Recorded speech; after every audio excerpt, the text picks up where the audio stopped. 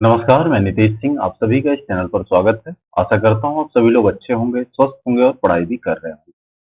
तो इस आज के इस वीडियो में हम बात करने वाले हैं चैप्टर 14, जिसका नाम है वाटर। और इस चैप्टर का हमने फर्स्ट पार्ट कंप्लीट कर लिया और फर्स्ट पार्ट में हमने देखा था रैन अल्टीमेटली क्या है, सोर्स ऑफ वाटर है ना। हम सोर्स ऑफ वाटर के कुछ फैक्टर्स बात कर रहे थे।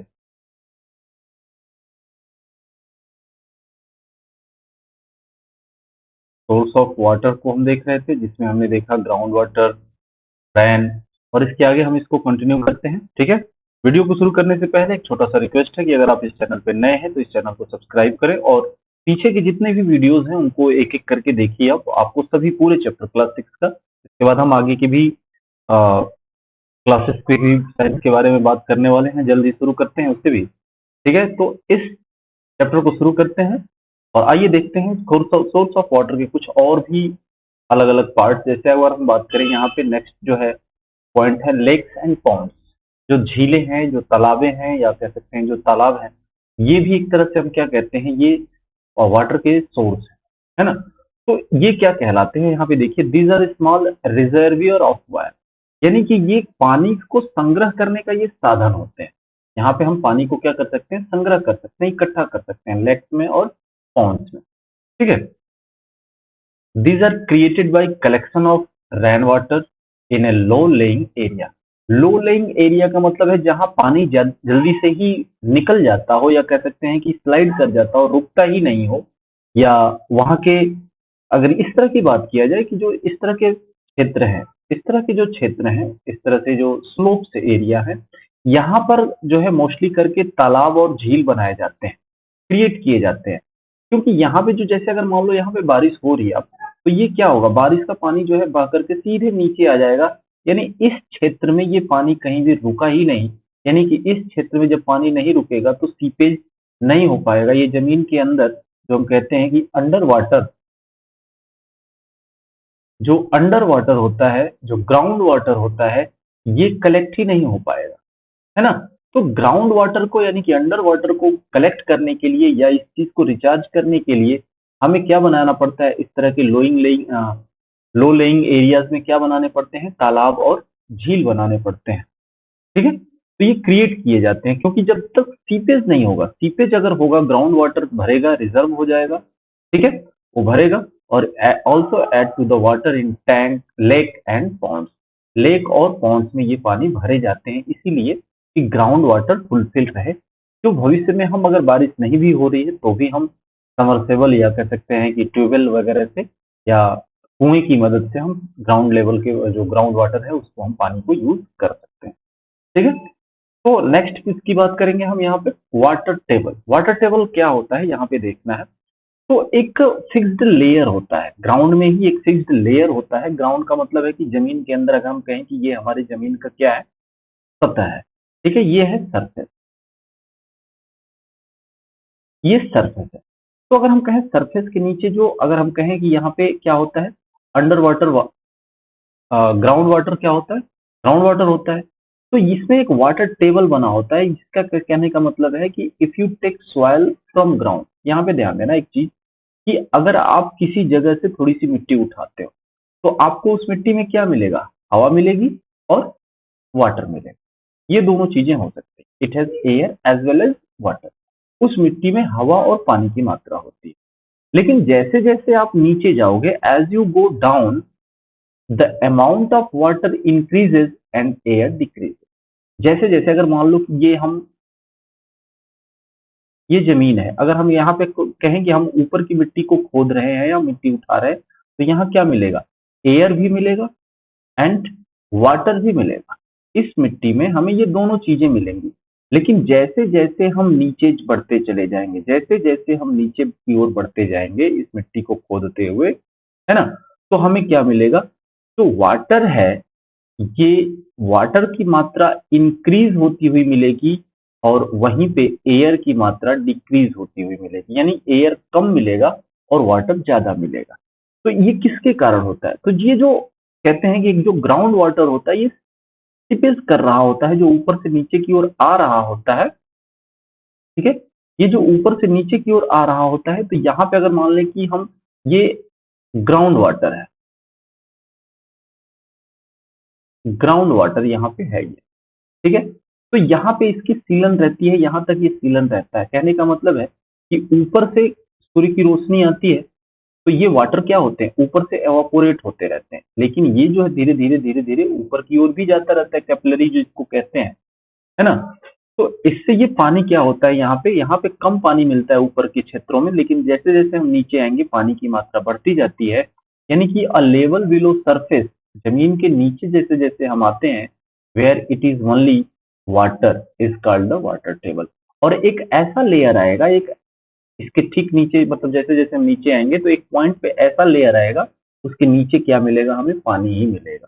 जैसे कि हम कहते हैं कि जब हम अपने ट्यूबवेल की बोरिंग करते हैं, खुदाई करते हैं, तो हम क्या करते हैं, जब शुरू में बोरिंग होती है तो वहां पे पानी नहीं मिलता, मिट्टी निकलता है, फिर धीरे धीरे जैसे हम नीचे खुदाई बढ़ती जाती है, फिर हमें गीली मिट्टी मिलना शुरू हो जाता है। फिर और थोड़ा हम नीचे आते हैं तो हमें फाइनली पानी मिल जाता है, और वहीं तक हम बोरिंग करके छोड़ देते हैं, और फिर फर्दर क्या करते हैं, पाइप की मदद से या मोटर की मदद से हम पानी निकालते रहते हैं। ऐसा होता है। तो उसी चीज को यहाँ पे डिस्क्राइब किया गया है कि जब एक सरफेस पे, एक लेवल बिलो सरफेस पे, जब जैसे ही हम एक नीचे के सरफेस में जाते हैं, तो वहां हमें सिर्फ और सिर्फ पानी मिलता है, जिसे बोला जाता है वाटर टेबल। ठीक है, आई होप ये बात आपको समझ में आ गई होगी। आइए अब बात करते हैं हम यहाँ पे, थोड़ा सा इसको छोटा कर लिया जाए।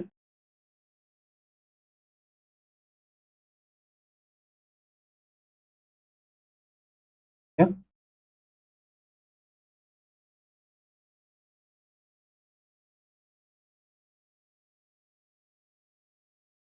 ठीक है। अब यहाँ पे देखिए, नेचुरल क्लेमिटीज। नेचुरल क्लेमिटीज का मतलब क्या होता है, जो प्राकृतिक आपदाएं, जिसे कहते हैं हम प्राकृतिक आपदा। आपदा का मतलब क्या है कि कुछ ना कुछ हमें परेशानी देती है ना। कुछ ऐसी प्राकृतिक चीजें होती हैं टाइम टू टाइम, कि जिससे हम, या हमारी कह सकते हैं कि जो अ, धरती पे रहने वाले जो जीव जंतु हैं, ये काफी परेशानियों में आ जाते हैं। तो उनमें सबसे पहले अगर हम बात करें, तो the condition of flooding and drought, बाढ़ का आना और सूखा का होना, ये क्या कहलाता है, नेचुरल क्लेमिटीज कहलाता है, प्राकृतिक आपदा कहलाता है। अगर बाढ़ आती है तो भी प्राकृतिक आपदा कहलाता है, अगर सूखा हो जाता है यानी कि बारिश होती ही नहीं है, तो भी क्या कहलाता है, नेचुरल क्लेमिटीज कहलाता है। सबसे पहले बात कर लेते हैं ड्रॉट यानी सूखे की। ठीक है, तो सूखा किसे कहेंगे, अगर मान लीजिए किसी प्लेस पर, किसी जगह पर, ठीक है, पूरे साल, पर ईयर बारिश ही नहीं हुई, या उससे ज्यादा भी, यानी एक साल या उससे ज्यादा टाइम तक बारिश ही नहीं हुई, तो वहां मिट्टी क्या कर जाएगी, मिट्टी में पानी की मात्रा कम हो जाएगी। यानी मिट्टी में पानी की मात्रा कम क्यों होगी भाई, क्योंकि वो पानी तो बार बार सूर्य की गर्मी से एवापोरेट हो रहा है ना। तो धीरे धीरे जो मिट्टी में पानी की मात्रा है वो कम होती जाएगी, और धीरे धीरे मिट्टी क्या हो जाएगी, ड्राई हो जाएगी, यानी सूख जाएगी। और water will also be lost to transpiration process from the plant. और जो पौधों पे पत्तियां लगी हैं, या कह सकते हैं कि जो पौधे हैं, ये अपनी पत्तियों से भी ट्रांसपिरेट करते रहते हैं, यानी ट्रांसपिरेशन ये होता रहेगा, तो ट्रांसपिरेशन होता रहेगा, तो इन पौधों में जो पानी की मात्रा है वो भी धीरे धीरे कम हो जाएगी, और इस तरह से सब कुछ क्या हो जाएगा, सूखना शुरू हो जाएगा। यानी कि मिट्टी में भी, ठीक है, मिट्टी भी ड्राई हो गई, पत्तियों से भी पानी निकलता चला चला गया, है ना। पानी निकल रहा है, यानी ट्रांसपीरेशन हो रहा है, तो पानी की कमी हो रही है, और मिट्टी में पानी है नहीं, तो ये पेड़ इतना ऑब्जॉर्व तो कर नहीं पाएगा, जिसके कारण ये पेड़ सूख जाते हैं, मिट्टियां सूख जाती हैं, जो भी फसल है वो सूख जाते हैं, यानी कि सब कुछ धीरे धीरे धीरे धीरे क्या हो जाता है, नष्ट होने लगता है, जिसे हम कहते हैं सूखा पड़ गया, है ना। अब यहाँ पे देखिए, रिवर्स, जो नदियां हैं, जो तालाब हैं, जो कुएं हैं, विल ड्राई, ये सब सूख जाते हैं, वहां पानी की मात्रा ही नहीं बचती है। The water table would lower down, जो वाटर टेबल की हम बात कर रहे थे, कि एक समय आने पर या एक पोजीशन आने पर पानी मिल जाता है, ये अगर मान लीजिए कि ये पहले जब सूखा नहीं था, तो ये मान के चलिए कि अगर ये 20 फीट पे पानी मिल जाता है, तो जब सूखा होगा तो ये लगभग कितने पे चला जाएगा, 30 से 40 फीट नीचे चला जाता है, या इससे भी ज्यादा चला जाता है, 30 फीट या 40 फीट से भी नीचे चला जाता है। ठीक है, यानी कि ये इसका वाटर टेबल जो है या वाटर लेवल जो है कंटिन्यूसली नीचे चला जाता है, जिसके कारण सूखा घोषित कर दिया जाता है, या ये ऐसा कहा जाता है कि इस क्षेत्र में सूखा हो गया है। ठीक है, और ये सभी को अफेक्ट करता है। All this will affect the human, मनुष्य भी अफेक्टेड होते हैं, प्रभावित होते हैं, जानवर भी होते हैं जो हमारे घरों में रहते हैं, और इसके साथ साथ वाइल्ड प्लांट्स, जो एनिमल्स एंड वाइल्ड प्लांट्स, जो जानवर है जंगली या हो या घर पे हों, या इवन जो पौधे हैं, ये सभी अफेक्टेड होते हैं। If it continue for 1 or 2 year consecutively, it's result into drought, और ये थोड़े लंबे समय के लिए चल जाए तो उस क्षेत्र को सूखा करार दिया जाता है, यानी कि ये क्षेत्र सूखा ग्रसित है। वहां कोई भी फसल नहीं हो पाती, कोई पेड़ पौधा नहीं होता, कोई जानवर अच्छे से सर्वाइव नहीं कर पाता है ना। तो सब कुछ वहां क्या दिखने लगता है, सफेद सफेद सा दिखने लगता है। अब यहाँ पे देखेंगे कंसिक्वेंस ऑफ ड्रॉट, सूखा का परिणाम क्या होता है। तो यहाँ पे देखिए, the result of drought may be no crop, शायद हो सकता है कि कोई फसल ही ना हो वहां पे, और जब फसल नहीं होगी तो कोई भोजन की अवेलेबिलिटी नहीं होगी, जो पशुओं के लिए जो चारा है वो घटता चला जाएगा, यानी मिलेगा ही नहीं, है ना। The overall consequence of such a situation will lead to loss of life of human and animal. और इस तरह का जो सिचुएशन होता है, ये फाइनली क्या परिणाम देता है, ओवरऑल क्या परिणाम देगा, कि यहाँ पे आदमी और जानवर दोनों अपनी जिंदगी को खो देंगे। यानी अगर ये यहाँ पे हैं या इस जगह पे अपना जीवन बसर करना चाहते हैं, तो अपनी जिंदगी को क्या करेंगे, खो देंगे, अर्थात तो मर जाएंगे। ठीक है, अब यहाँ पे देखो कॉन्सिक्वेंस ऑफ ड्रॉट का क्या है। सोशल बहुत सारे अफेक्टेड पड़ेंगे, इन्वायरमेंटल बहुत सारे अफेक्ट पड़ जाते हैं, इकोनॉमिकल, है ना। जब सूखा ही नहीं होगा तो इकोनॉमी कहाँ से आएगी भाई। सोशल में देखिए, negative effect on the health, health पे प्रभाव पड़ जाता है, लोग दुबले पतले, लिमिटेशन ऑफ वाटर, पानी की सीमित मात्रा हो जाती है, तो इसलिए थोड़े थोड़े पानी को यूज करने के लिए दिया जाता है लोगों को। हाई फूड कॉस्ट, भोजन का रेट बढ़ जाता है। स्ट्रेस कॉज्ड बाय फेल हार्वेस्टेज, जब खेती नहीं होगी तो लोगों को स्ट्रेस होगा, है ना। चिंता में सब लोग रहेंगे। इन्वायरमेंटल की अगर बात करें तो drawing out of wetland, losing biodiversity, जितने भी जीव हैं वहां पे वो सब मरने लगेंगे। हाई फूड कॉस्ट, भोजन की रेट बढ़ जाएगी। Increase pollution of surface water, जो सरफेस वाटर है वहां पे पोल्यूशन बढ़ना शुरू हो जाएगा। Lower surface of and subterranean water level, जो वाटर लेवल है वो धीरे धीरे नीचे की ओर भागना शुरू होगा, नीचे की ओर चला जाएगा। अगर इकोनॉमिकल बात करें तो कुछ होगा ही नहीं, तो लोअर एग्रीकल्चर होगा, है ना, खेती खेती कम हो जाएगी। लोअर क्रॉप यील्ड, फसलें उत्पादित नहीं हो पाएंगी अच्छे से। हाई फूड कॉस्ट, वही बात है ना, हायर फूड प्रोडक्शन कॉस्ट, अगर फूड प्रोडक्शन करना है तो उसके कॉस्ट ज्यादा लगेंगे। Lower energy production level is hydro plants, बहुत सारी चीजें, कहने का मतलब है कि बहुत सारी चीजें अफेक्टेड हो जाती हैं जब सूखा किसी क्षेत्र में सूखा घोषित हो जाता है या सूखा हो जाता है। तो अगर हम बात करते हैं दूसरे क्लेमिटीज की, फ्लड, बाढ़ की। ठीक है, बाढ़ कैसे होता है, तो हम जानते हैं कि एक्सेसिव वाटर जब हो जाता है, बहुत ज्यादा जब बारिश होगी तो बारिश का पानी कहाँ जाता है, नदियों में। और नदियों में जब पानी जाएगा तो नदियां ओवरफ्लो होने लग जाती हैं, तो जिसके कारण क्या रिजल्ट आता है, बाढ़। इन केस ऑफ कंटिन्यूअस रैन, देखिए अगर लगातार बारिश बारिश होने लगी तो क्या होगा, water level of river, lake and ponds will rise.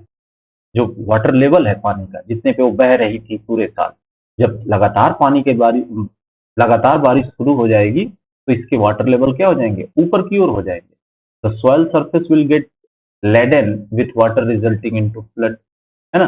जो सॉइल सरफेस है वो बह जाएगा, मत कह सकते हैं कि क्षरण हो जाएगा मिट्टी का। बहुत ज्यादा बारिश होगी तो क्या होगा, मिट्टी बहा ले जाती है। इस तरह से वो क्या करता है, फ्लड को रिजल्ट देता है, यानी कि फ्लड को आमंत्रित करता है। कंसिक्वेंस ऑफ फ्लड, बाढ़ के होने वाले, या कह सकते हैं कि इसके परिणाम क्या हो सकते हैं। तो यहाँ पे देखिए, when the soil gate too much of water, जब मिट्टी को बहुत ज्यादा पानी मिलेगा तो क्या होगा, air in the soil come out of it, उससे पानी बाहर आ जाएगा, सॉरी, हवा जो है उससे क्या होगा, बाहर आ जाएगा। और जब हवा बाहर आ जाएगा तो due to lack of air, जब एयर की कमी होगी उस मिट्टी में, तो उसमें रहने वाले जो जीव हैं वो क्या होंगे, बाहर आ जाएंगे, क्योंकि एयर नहीं मिलेगा, उनको सांस लेने में दिक्कत होगी तो वो बाहर आएंगे। तो heavy rainfall also result in the loss of crop due to flood. इस तरह से जो अंदर रहने वाले जीव हैं बाहर आएंगे और वो क्रॉप, फसलों को खाएंगे या इधर उधर घूमेंगे, है ना। तो इस तरह से भी खेती को नुकसान होगा। Factories sorry factor responsible for flood, जो फैक्टर रिस्पॉन्सिबल है फ्लड का यानी बाढ़ आने का कौन कौन से कारण हो सकते हैं यहाँ पे देखेंगे हम। A number of factor are responsible for flood, जैसे this factors can be intensity and duration of rainfall. Rainfall ज्यादा बारिश यानी ज्यादा मात्रा में बारिश होना सबसे बड़ा फैक्टर है। सॉइल कंडीशन, मिट्टी की जो कंडीशन है, जो स्थिति है, एंड प्रेजेंस ऑफ प्लांट और the tree on the ground. और ये चीज भी काफी डिपेंड करता है कि वहां की मिट्टी कैसी है, वो भी फ्लड आने के लिए या फ्लड के मतलब रिस्पॉन्सिबल हो सकती है। इसके साथ साथ उस जगह पर, उस ग्राउंड पर पेड़ और पौधे कितने हैं, प्रेजेंस ऑफ प्लांट्स और ट्रीज, कितने पेड़ और पौधे हैं, ये भी कुछ हद तक बाढ़ को रोकने में मदद करते हैं। अगर ज्यादा से ज्यादा पेड़ पौधे होंगे तो बाढ़ को रोकने में क्या करेंगे, हेल्प करेंगे। नेक्स्ट पॉइंट देखेंगे हम इसमें, वाटर कंजर्वेशन। जाहिर सी बात है, जब हमारे पास पानी की मात्रा सीमित है, बहुत ज्यादा पानी है नहीं हमारे पास इस धरती पर, तो हमें वाटर कंजर्वेशन करना चाहिए, पानी का संरक्षण करना चाहिए, यानी जितना ज्यादा से ज्यादा हो सके हमें उसको बचाना चाहिए। ठीक है, तो अगर इसके हिसाब से देखें तो water conservation includes all policies, strategies and activities to sustainably manage the natural resource of fresh water to protect the hydrosphere and to meet the current and future human demand। अगर हम कहें कि बहुत सारी ऐसी पॉलिसीज हैं, बहुत बहुत सारी ऐसी आ, उपाय अपनाए गए हैं, स्ट्रेटजी लगाई गई है ना, जो तरीके हैं, या हम बहुत सारी ऐसी एक्टिविटी करते हैं जिससे कि फ्रेश वाटर का जो नेचुरल रिसोर्सेस हैं उनकी सस्टेनेबिलिटी, यानी हम उनकी जो दायित्व है या कह सकते हैं कि उनकी जो साफ सफाई या उनके रहने या उनकी इकट्ठा होने की जो सारी बहुत सारी व्यवस्थाएं हैं उनको हम बनाए रखें, मैनेज करते रहें। ठीक है, इसके साथ साथ हमारे हाइड्रोस्फीयर, जो जल मंडल है, कह सकते हैं कि जो जल मंडल है, या कह सकते हैं कि जल में रहने वाले जो जीव हैं उनको प्रोटेक्ट करें। ठीक है, and meet the current and future human demand, और अभी और फ्यूचर के जो डिमांड है मनुष्यों के, उनसे भी हम चर्चा करते हैं। ठीक है, factors such as climate change have increased pressure on natural water resource, especially in manufacturing agricultural areas। बहुत सारे ऐसे फैक्टर्स हैं, जैसे क्लाइमेट चेंज हो जाता है तो क्या होता है, पानी की बहुत ज्यादा इंक्रीज्ड प्रेशर, बहुत इंक्रीज्ड हो जाता है नेचुरल वाटर रिसोर्स, उस पर बहुत ज्यादा प्रेशर बढ़ जाता है। खास करके मैन्युफैक्चरिंग, किसी भी इंडस्ट्री में मैन्युफैक्चरिंग के लिए पानी की जरूरत पड़ने लगती है, एग्रीकल्चर इरिगेशन के लिए जरूरत पड़ने लगती है ना। तो ये टाइम टू टाइम हमें इसकी जरूरत पड़ेगी, तो इस चीज को हमें क्या करना है, बचा करके रखना है। The goals of water conservation effort include ensuring the availability of water for future generation, where the withdrawal of fresh water from an ecosystem does not exceed its natural replacement rate। अगर हम इस conservation को नहीं करें, अगर water conservation हम सही ढंग से नहीं करते हैं, तो जो हमारे आने वाली जो जनरेशन है, फ्यूचर जनरेशन है, उनके लिए हम इंश्योर करें कि पानी की मात्रा वहां तक ही रहे, यानी कि पानी जो है उनको भी अच्छे से मिले जिस तरह से हमें मिल रहा है। ठीक है, यानी हमें अपने वाटर कंजर्वेशन गोल में ये शामिल करना होगा, पहले तो ये फैक्ट शामिल करने होंगे कि पहले हम इंश्योर करें कि हमारी जो फ्यूचर जनरेशन है उनको भी पानी पूर्ण रूप से मिलता रहे। ठीक है, जैसे हम अपना पानी फ्रेश वाटर यूज कर रहे हैं इकोसिस्टम से लेकर के, वैसे वो भी करें, ना कि इस तरह से हो जाए कि does not exceed it natural replacement rate. इस तरह से ना हो कि वो बिना नेचुरल के, यानी कि कुछ इधर उधर की चीजों से या कुछ ऐसे सिस्टम से वो पानी का प्रयोग करने के लिए वो मजबूर हो जाए। ठीक है, फिर इसके बाद करेंगे हम energy conservation as water pumping, delivery and waste water treatment facilities consume a significant amount of energy.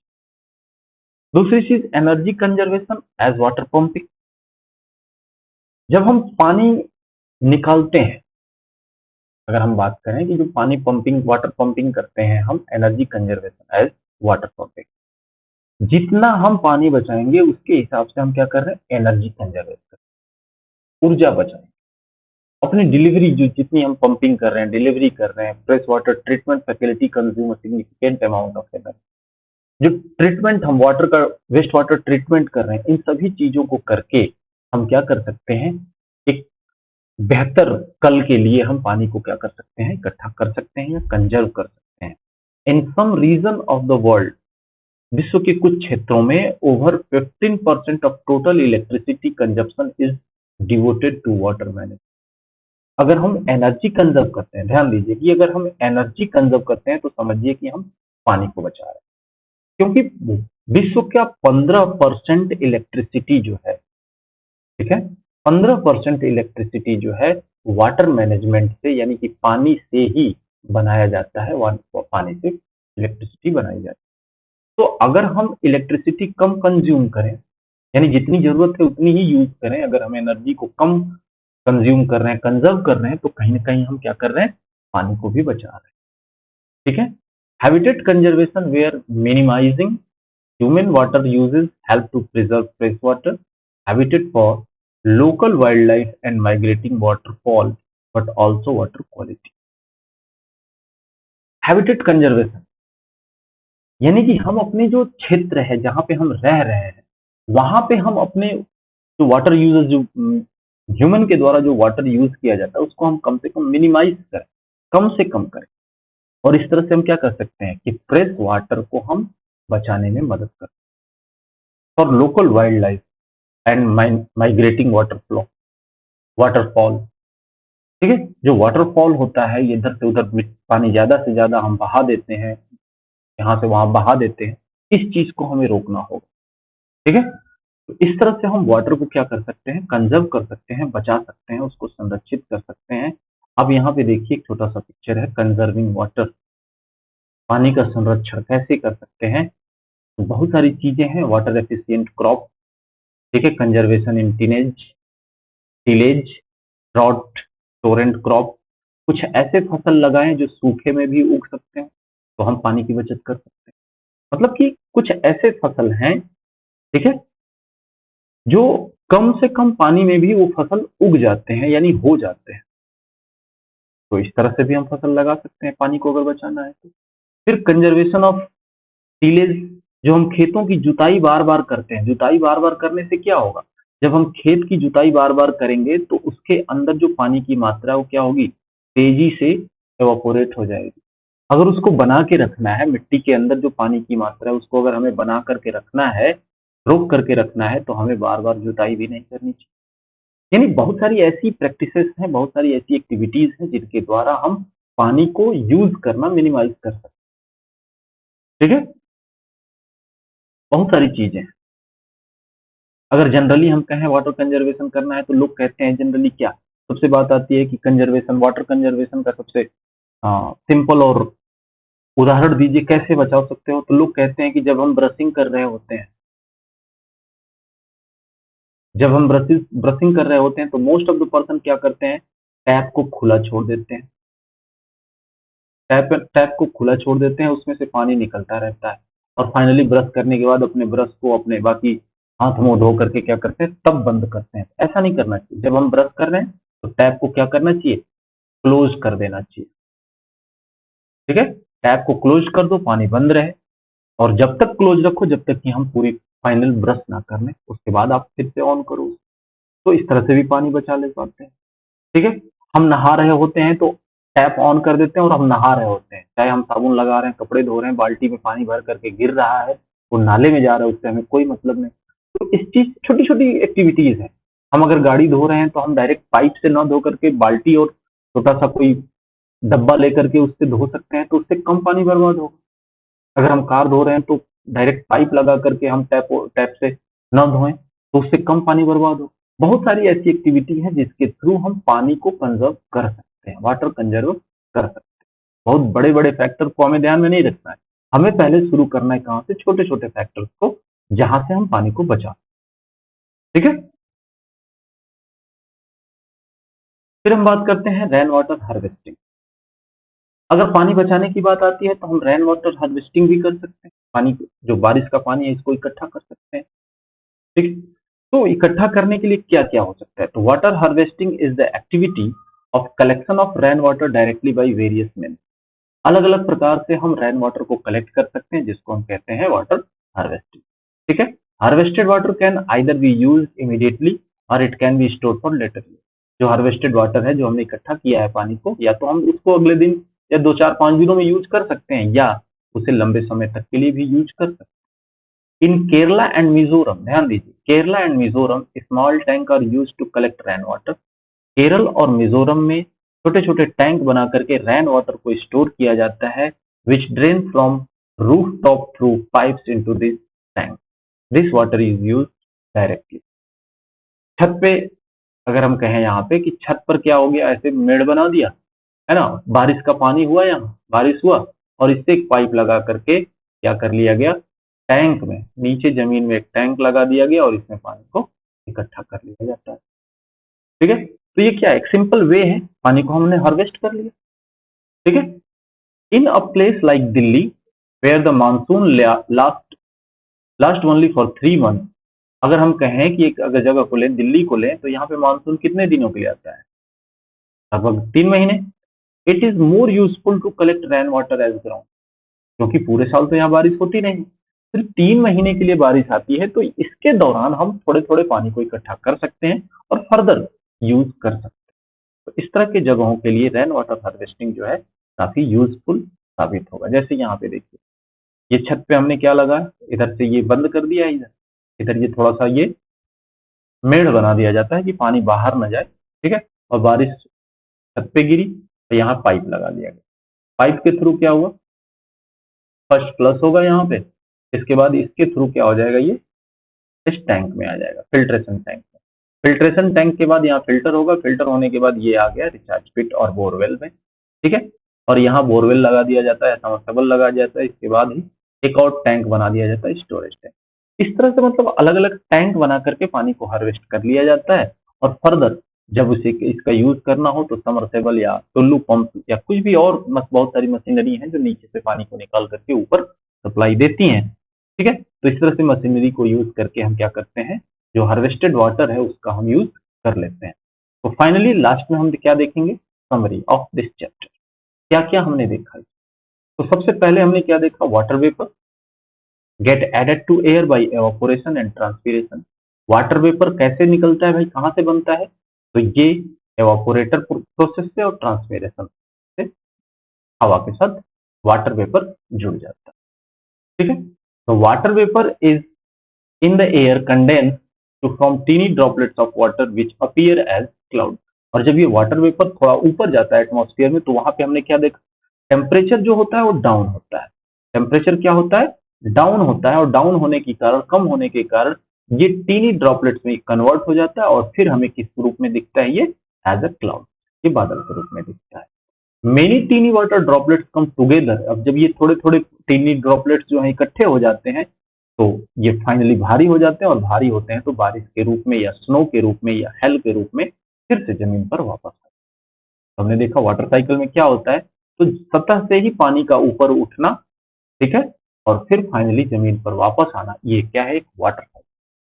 ठीक है, बारिश, स्नो, जो ओले गिरने हैं या कह सकते हैं जो स्नो है, ये replenish water in river, lake, pounds, well and soil. ये फिर से जहां से इन पानी को सूर्य के द्वारा या कह सकते हैं कि गर्मी के द्वारा एवापोरेशन या ट्रांसपीरेशन के थ्रू बादल बनना होता है, फिर बारिश या ओले या बर्फ के थ्रू फिर से ये नदियों में पानी आता है, झरनों में, पॉन्ड्स में, वेल में और सॉइल में, ये मिठास फिर से पानी भर जाता है। The circulation of water between ocean and land is known as water cycle. ठीक है, जो ओशन और लैंड के बीच का जो सर्कुलेशन है, ये किस नाम से जाना जाता है, तो इसे वाटर साइकिल के नाम से जाना जाता है। एक्सेसिव रेन, बहुत ज्यादा जब बारिश होगी तो क्या होगा, बाढ़ आ जाएगी। वाइल, जबकि लैक ऑफ इट, जब बारिश नहीं होगी लंबे समय तक तो क्या होगा, सूखा पड़ जाएगा। ठीक है, the amount of usable water on earth is limited. जो हमें पीने के लायक पानी है या जो हमारे यूज करने लायक जो यूजेबल वाटर है पृथ्वी पर, वो क्या है, लिमिटेड है, सीमित है। इसलिए it need to be used carefully, इसलिए हमें ध्यान पूर्वक इसका प्रयोग करना चाहिए, यानी कि पानी को कंजर्व करना चाहिए, जितनी जरूरत हो उतना ही गिलास में लो और पियो। ठीक है, ये नहीं कि बड़े वाले गिलास में हमने पानी ले लिया और हमें प्यास लगी है कितने, आधे गिलास की, तो आधा को गिलास पानी क्या होगा, हम फेंक देते हैं। तो इस तरह से पानी की बर्बादी ना करें तो बेहतर है, हमारे आने वाले कल, हमारे भविष्य के लिए ये बेहतर साबित होगा। इस तरह से ये चैप्टर ये समाप्त होता है। ठीक है, मिलते हैं नेक्स्ट चैप्टर में। तब तक के लिए अपना और अपनों का ध्यान रखिए, पढ़ते रहिए, मुस्कुराते रहिए। जय हिंद, जय भारत।